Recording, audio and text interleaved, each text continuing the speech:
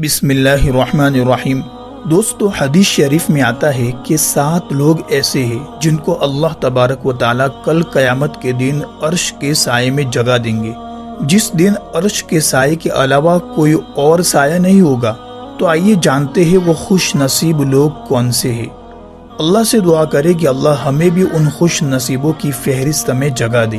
تو دوستو، ویڈیو کو پورا دیکھنے کی کوشش کرے اور اس کو صدقہ جاریہ سمجھ کر شیئر ضرور کرے۔ تو آئیے جانتے ہیں کہ وہ کون سے خوش نصیب لوگ ہیں۔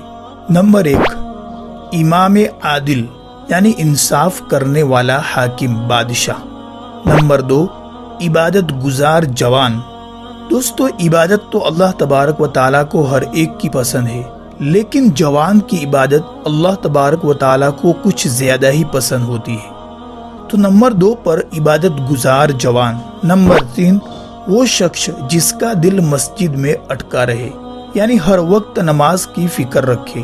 نمبر 4، وہ 2 شخص جو آپس میں صرف اللہ تبارک و تعالیٰ کے لیے محبت رکھتے ہو، ان کا ملنا اور ان کا جدا ہونا خالص اللہ تبارک و تعالیٰ کے لیے ہو۔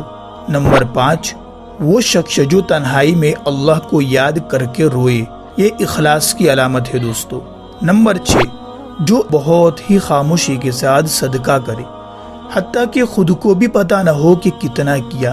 کہتے ہیں نا کہ اپنے بائیں ہاتھ کو بھی پتہ نہ چلے کہ دائیں ہاتھ نے صدقہ کیا، اس طرح چھپ کر تنہائی کے اندر خاموشی کے ساتھ صدقہ کرے۔ نمبر 7، وہ شخص جس کو حسین اور جمیل خوبصورت عورت اپنی طرف بلائے گناہ کے کام کے لیے، برائی کے لیے، اور وہ یہ کہہ کر ٹال دے کہ میں اللہ سے ڈرتا ہوں۔ تو دوستو، یہ تھے خوش نصیب 7 لوگ۔ اللہم اجعلنا منہم، اللہ بھی ہمیں ان تمام لوگوں کے اندر شامل کر دے۔ تو اللہ تبارک و تعالیٰ سے دعا ہے تمام مسلمانوں کو اور ان کے طفیل میں مجھ جیسے سیاہ کار اور گنہگار کو بھی ان تمام صفات سے مزین فرما کر عرش کے سائے کا مستحق بنا دے۔ آمین۔